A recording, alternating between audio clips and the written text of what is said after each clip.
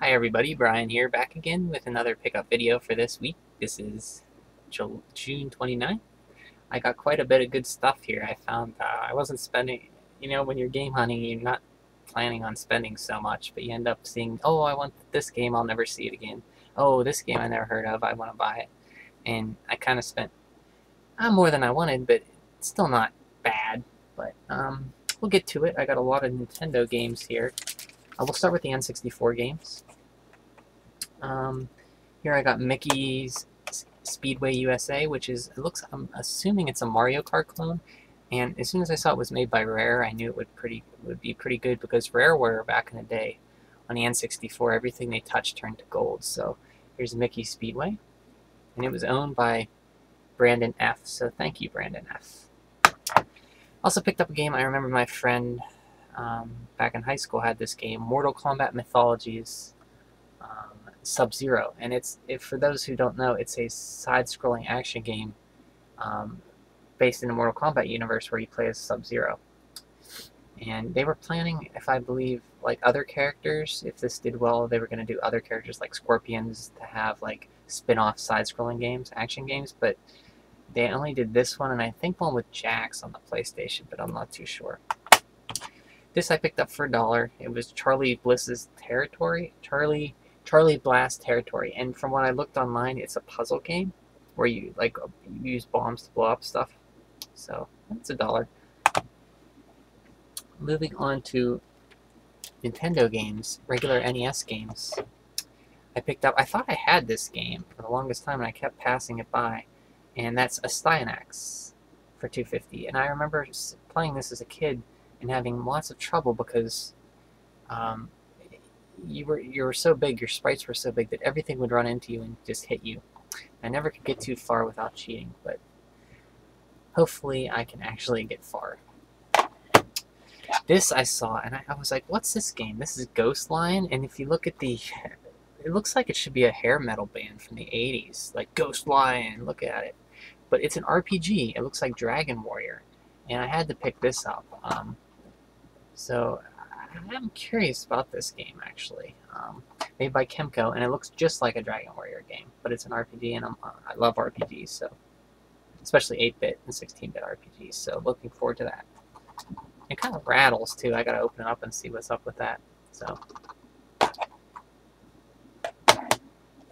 this I picked up a Milton Bradley game. It's The Legend of the Lost City. This is Digger T. Rock, The Legend of the Lost City. Never heard anything about it, but anytime I see a NES game that I think I won't see again, I'll pick up. This is The Adventures of Rocky and Bullwinkle. So looking forward to that. I remember the only time I could watch Rocky and Bullwinkle was way in the morning, like 5 o'clock in the morning.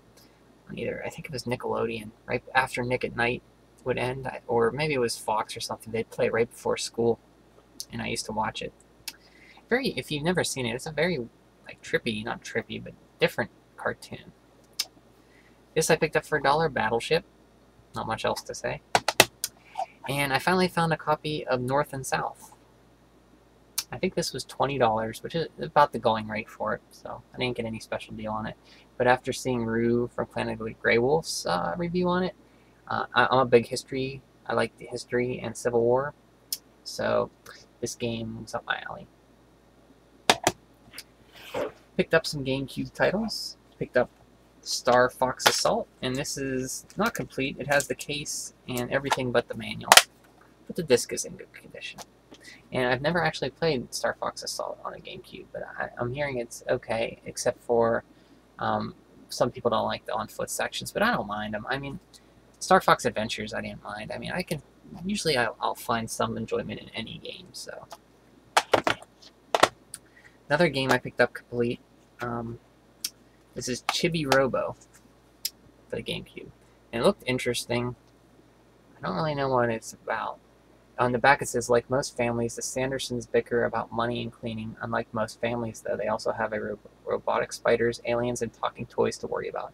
Enter Chibi Robo, a tiny robot program to spread happiness. Join him on his quest to restore order to the Sandersons' house and save the world. So apparently you clean up the house with this little robot, which sounds kind of cool. And I'm thinking this might be awesome because you're a little robot and you get to go in these levels with like big, huge furniture, almost like a Chip and Dale's Rescue Rangers, if you remember that on NES, how you turn off the faucets and everything was like real big compared to Chip and Dale. So that's kind of cool. I love stages like that, like in Super Mario Brothers 3 Giant Land. I love stages where everything's giant and you're real small, so that looks interesting. Picked up some Genesis games. Last Battle. And I like the early Genesis games because they had the grid layout on them, if you can see that. See the grid, like grid paper? That's how you can really tell early Genesis games. And I picked up Strider 2, Journey from the Darkness, Strider Returns. Haven't played this. I heard it's not that good, but I'll give it a shot. I love Strider, even though it was really, really hard. I love the NES version of Strider too, actually. It's really fun. This I never heard of, and it looked interesting. Well, very Japanese. It's called Chicky Chicky Boys. Looks like it's a platformer, and it looks very colorful and nice. So, looking forward to that. On to the Super Nintendo. I picked up Hammerlock Wrestling. I love wrestling games, and one I want to get is Saturday Night Slam Masters. I remember that in the arcade, and there was an SNES port, so I'm always looking out for that. Someday I will get that, but I love wrestling games. Especially on the Nintendo, I love Tecmo World Wrestling for the NES. This is Spin Dizzy World. I got that. Another great game I picked up. I've been looking for. I have Illusion of Gaia. I've been looking for this game for a while, and that game is Soul Blazer. And this is getting harder or more expensive and expensive. This is actually, I think, $40 I paid for it, but I figured I never see it out in a while. I'll pick it up while I can because I wanted to play it. And maybe I'll get a repro of Terranigma because it was never released here. That's the third in the trilogy, the Quintet's trilogy. Illusion of Gaia, or Soul Blazer, Illusion of Gaia, and Terranigma. If you want to know more about this great series, check out Rue from Clan of the Grey Wolf. Did a great retrospective on it. He did all 3 games, and very informative. I have the Dragon's Lair and Space Ace collection on the Nintendo Wii, and I didn't know they made a Space Ace for the Super Nintendo, so there it is. Pick that up. Another this game, for some reason, it's getting really expensive, and that's Mr. Nuts. It's a platform game, and this was $12. And my find of the day, this was priced, I think, incorrectly, and it was actually priced. Well, I'm talking about the store I went to. They price it. You can tell by the little label. If you look here, they give you a little number here, and that's what date it was priced. So this is 6. That means it's priced in June. So they got it recently. This is Ghoul Patrol, the sequel to Zombies Ate My Neighbors, and it was only $9. And I think that's a misprint because it easily goes for like 30 or 40 online for just the cartridge. So, Zombies Ate My Neighbors is awesome, and I heard this one's not as good, but I'll give it a shot. I mean, I think Derek Alexander from the Happy Video Game Nerd also didn't really care for it, but I've never played it, and for $9 I'll give it a shot. I'll find some enjoyment out of it, I'm sure.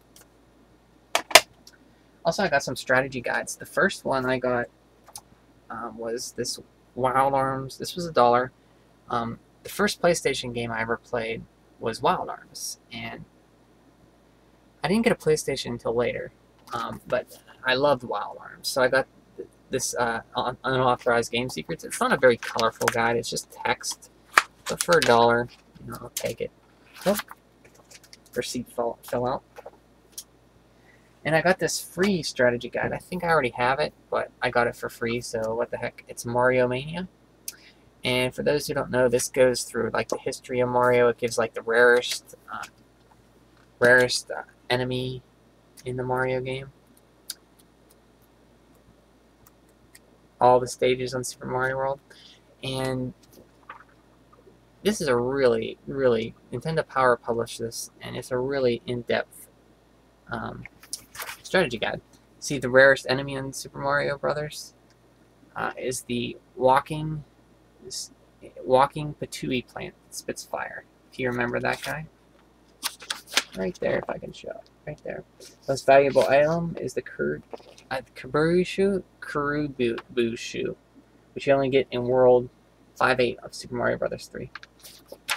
And I actually have this, but my copy, I opened so much that it actually fell apart. So I had to tape just the Super Mario Brothers section. The Super Mario World section fell out, so I had to like mask it together.